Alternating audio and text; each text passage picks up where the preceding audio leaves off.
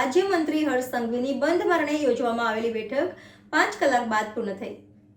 સાબરકાંઠા અરવલ્લી જિલ્લાના સંગઠનના સાથેની બેઠક પૂર્ણ થઈ। ગૃહ રાજ્યમંત્રી હર્ષ સંઘવીની બંધ મરણે યોજેલી બેઠક 5 કલાક બાદ થઈ પૂર્ણ। સાબરકાંઠા અરવલ્લી જિલ્લાના સંગઠનના સાથેની બેઠક પૂર્ણ થઈ। બેઠકમાં માત્ર ઉમેદવાર બદલવાની નહીં પણ ઉમેદવારને સમર્થન કરવાની ચર્ચા થઈ હોવાની સાબરકાંઠા જિલ્લા પ્રમુખે કરી વાત। લોકસભા સીટ પર ભાજપનું કોકડું ગુંજવાતા બેઠક બોલાવાઈ હતી। લોકસભા સીટના ઉમેદવારને ભારે વિરોધને પગલે ગૃહ રાજ્યમંત્રી લોકસભા સીટના ઉમેદવારને ભારે વિરોધને શાંત પાડવા સોંપાઈ જવાબદારી। ભારે વિરોધાભાસ વચ્ચે કાર્યકર્તાને મનાવવાની કરાઈ ચર્ચા। ખાનગી રીતે સેન્સ પ્રક્રિયા પૂર્ણ થયા હોવાની ચર્ચા। માત્ર સામાન્ય બેઠક હોવાનું જિલ્લા સંગઠનનું કહેવું। Reporter Bharatsinh Rathod, YNN news, Sabarkantha. પ્રધાન આવી પહોંચ્યા હતા, ઓચિંતી મુલાકાત લીધી હતી અને બેઠક કરવામાં આવી હતી, શું કહેશો?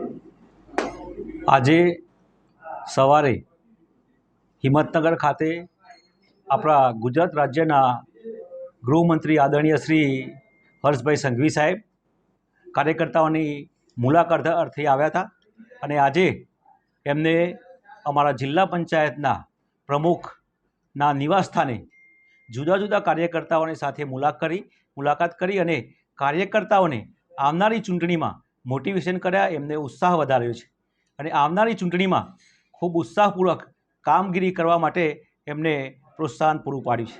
કેટલા કાર્યકર્તાઓ હતા અને કયા કયા જિલ્લાના હતા ને કોણ કોણ હતા? આજે જે કાર્યકર્તાઓ અહીંયા ઉપસ્થિત રહ્યા હતા એમાં સાબરકાંઠા જિલ્લા અને અરવલ્લી જિલ્લાના અગ્રગણ્ય કાર્યકર્તાઓ ઉપસ્થિત રહ્યા હતા। ઉમેદવાર બદલવાની પણ વાત કરવામાં ના, ઉમેદવાર બદલવાની અત્યારે હાલ કોઈ એવી ચર્ચા અહીંયા થયેલ નથી। અત્યારે હાલ તો જે પણ કાર્યકર્તા આવ્યા હતા એ કાર્યકર્તાને આગામી ચૂંટણીમાં આ જે પણ ઉમેદવાર છે એ ઉમેદવારને ભારે બહુમતીથી જીતાડવા માટેની જ ખાલી ચર્ચા કરવામાં આવી છે અને કાર્યકર્તાઓમાં ઉત્સાહ વધારવામાં આવે છે। એક તરફ વિરોધ કરી રહ્યા હતા એ લોકો પણ આ બેઠકમાં જોવા મળી રહ્યા હતા, એ બાબતે શું કહેશો?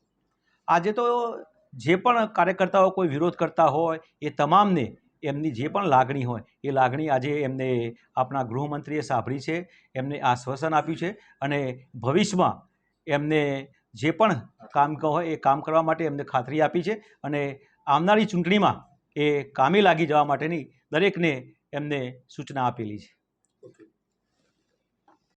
કેવા પ્રકારની સૂચનાઓ શું કહેશો? બેઠકનો દોર હતો, ઇલેક્શન નજીક છે, સ્વાભાવિક છે કે અવારનવાર આવી રીતના રાજકીય નેતાઓ આવતા રહેવાના। સંગઠનાત્મક આવનારા ઇલેક્શનની અંદર ભારતીય જનતા પાર્ટીનો કેવી રીતના વિજય થાય તેના માટેની ચર્ચા છે કે ક્યાંક થોડી સામાન્ય નારાજગી હોઈ શકે છે, પરંતુ એવું મને ચોક્કસથી દેખાય છે કે એવી કોઈ મોટી નારાજગી નથી।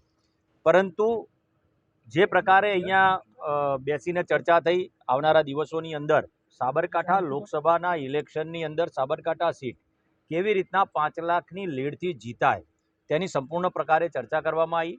કઈ રીતના કયા વિસ્તારની અંદરથી મત મેળવવા અને કેવી રીતના તાકાત લગાવીને ભારતીય જનતા પાર્ટી 5 લાખના મતથી વિજય મેળવે તેની સંપૂર્ણ પ્રકારની ચર્ચા વિચારણા કરવામાં આવી છે। ઉમેદવાર બદલાની વાત છે?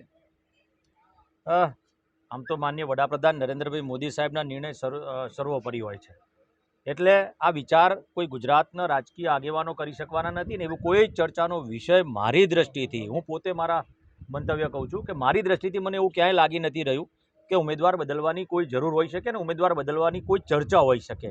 આ માત્ર કોઈક વ્યક્તિઓ 1-2% લોકોએ ક્યાંક ઊભું કરેલી તૂત હોઈ શકે છે। ચોક્કસથી ઉમેદવાર કોઈ પણ હોય, પહેલા દિવસથી એક જ વાત રહી છે કે અયોધ્યાની અંદર રામ મંદિર બન્યું છે, પહેલા દિવસથી એક જ વાત છે કે કાશ્મીરને 370ની કલમ હટી છે, પહેલા દિવસથી એક જ વાત છે।